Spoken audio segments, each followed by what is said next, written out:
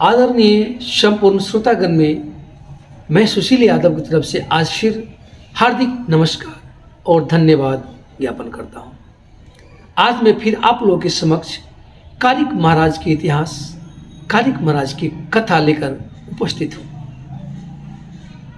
संपूर्ण श्रोतागण में मेरा एक छोटा सा अनुरोध है कि यदि आप हमारे चैनल में नए हैं तो कृपया करके चैनल को सब्सक्राइब करके वीडियो को लाइक, कमेंट और शेयर कर दें। इसके साथ साथ चैनल को सब्सक्राइब करने के बाद बेल घंटी को भी दबा लें ताकि मैं जितना भी कारिक महाराज के कथा से जुटे वीडियो अपलोड करूं वो आपको सहज रूप में ही प्राप्त हो जाए। अब मैं विलंब न करते हुए आप लोगों के समक्ष पुनः कारिक महाराज के कथा भाग 10 प्रस्तुत करता हूँ। पुरोहित के भेष धारण किए हुए हैं हमारे दिनकर महाराज जब महाराज राज राजेंद्र और महारानी सुमित्रा को सांत्वना देते हुए जब वो सारे बात को आश्वासन दिए और सुनाए, तब महाराजा राज राजेंद्र में चेतना का बोध हुआ। कारण ये थे कि महाराजा राज राजेंद्र और महारानी सुमित्रा भी धर्मपरायण राजा थे। उनमें चेतना हुआ, उनमें ज्ञान का बोध हुआ कि सचमुच दैविक जो लीला है, जो ईश्वर का लीला है, जो विधि का विधान है, उसे भला कौन टाल सकता है और मैं टालने वाला कौन हूं। तब जाकर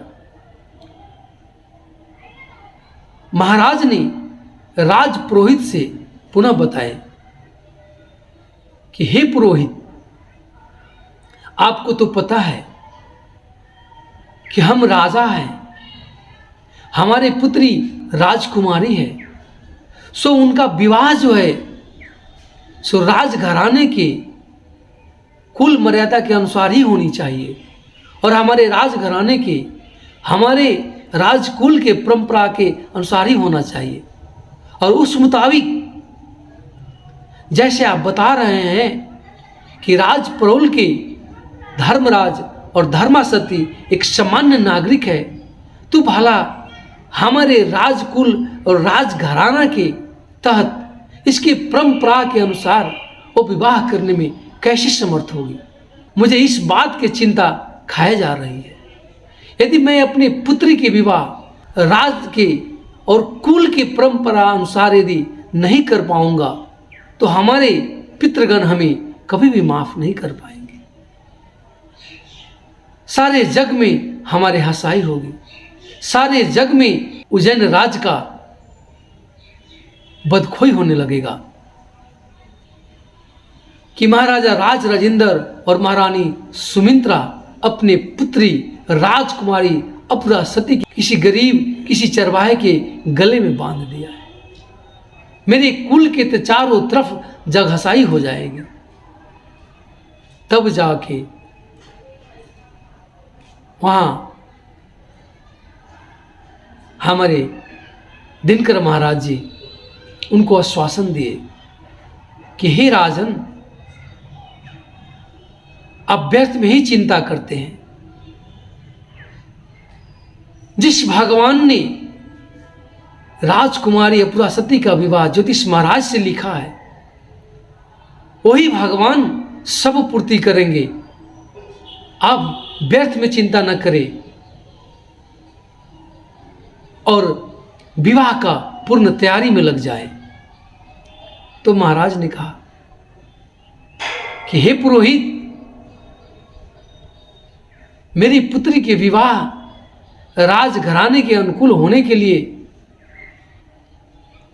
जो व्यवस्थाएं होनी चाहिए वो नहीं होगी, तब तक हम विवाह के लिए तैयार कैसे हो जाएंगे।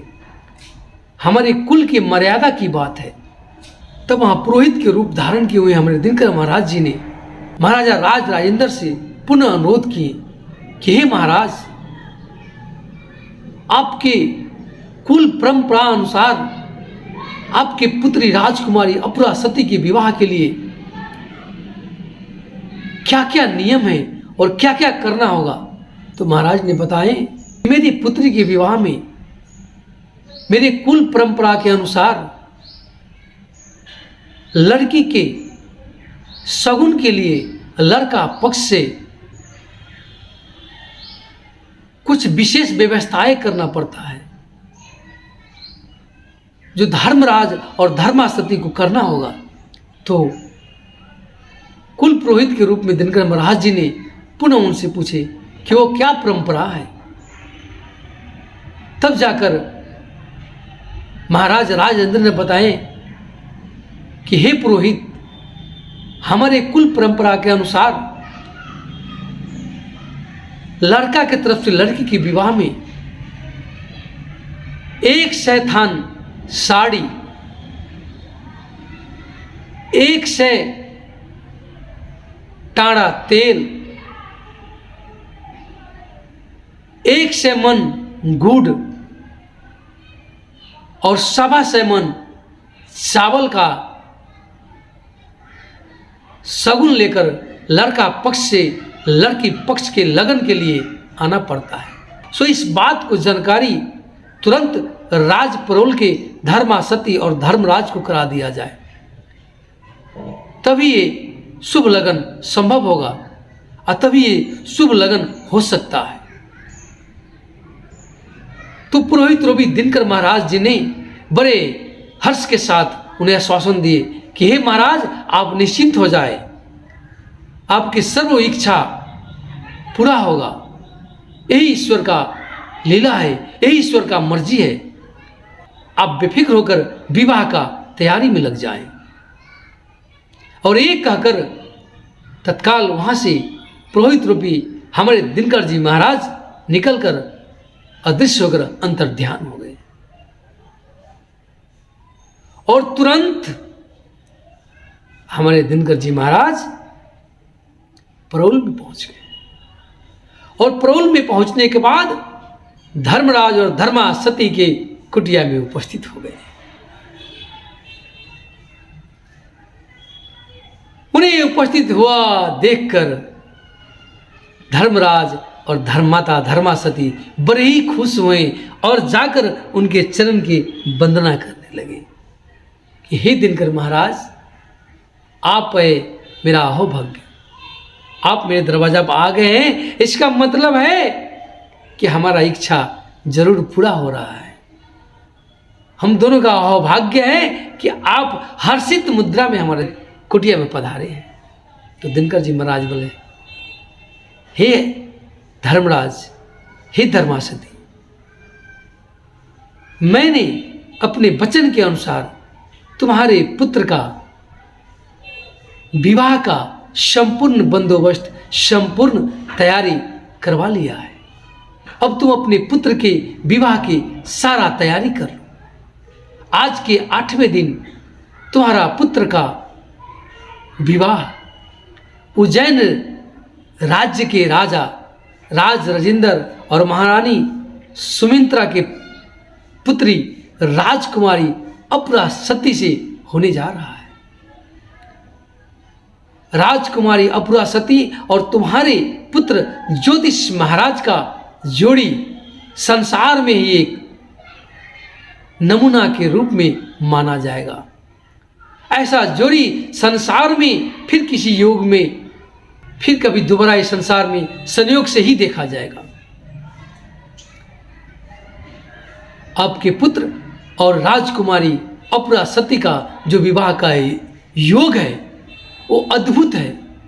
आपके पुत्र ज्योतिष महाराज और राजकुमारी अपरासती का विवाह का जो योग है वो बड़े ही दुर्लभ है। ऐसा योग बार बार देखने को नहीं मिलता है। अतः आप अपने पुत्र के विवाह के सारा तैयारी में लग जाए। तो धर्मराज और धर्मासती दोनों ही हाथ जोड़कर खड़े हो गए कि हे दिनकर महाराज, आप तो सब जानते हैं, हमारे अवस्था के बारे में आपको क्या ऐसा है जो छुपा है, आपको क्या ज्ञात नहीं है। एक राजा महाराजा के घर में हम जैसे गरीब का पुत्र का विवाह का योग्य जो आपने लेकर आया है, हम उसे परिपूर्ति कैसे कर सकेंगे? हे दिनकर महाराज, हम एक राजा के आगे हम तो भिखारी की ही तरह है। हमारे औकात क्या जो हम राज राजेंद्र के दरवाजे पर अपने पुत्र के बारात लेकर जाए? ऐसे हमारे साहस कहाँ हो सकता है? हम कैसे लेके जाएंगे? उनके दरवाजे के योग्य हम कैसे बन सकेंगे? ये तो संभव नहीं है। हे दिनकर महाराज, ये कैसे संभव होगा? तो दिनकर महाराज मुस्कुराते हुए बोले, हे धर्मराज, हे धर्मासती, आप चिंता न करें, इसका सारा इंतजाम हमने कर रखा है। अब दिनकर महाराज तो अंतर्यामी थे। वो अपने तपोबल से एक राजघराने में विवाह करने के लिए कौन कौन सामग्री की आवश्यकता पड़ती है, वो क्या क्या चाहिए, वो सारे अपने दिव्य शक्ति के बाहुबल से उनके कुटिया में वो सारे व्यवस्थाएं कर दी। ऐसा एक भी सामग्री नहीं था जो राजकुल के घराना के अनुसार उनके पास मौजूद न हो। वो 1 सैतान साड़ी, 7 तेल, 100 मन गुड़, 1.25 मन चावल, इतना ही नहीं और भी जितना हीरे मोती सोने चांदी जो जितना चाहिए था, वो सब के सब दिनकर महाराज वहाँ अपनी दिव्य शक्ति, अपने बाहुबल से, अपनी शक्ति और सामर्थ्य से सब चीज़ वहाँ के वहाँ तुरंत के तुरंत वहाँ सब के सब वहाँ उपस्थित कर दिए। और तब इसके आगे कहानी में कारिक महाराज की कथा भाग 11 में पुनः सुनाऊंगा। तब तक के लिए धन्यवाद, नमस्कार।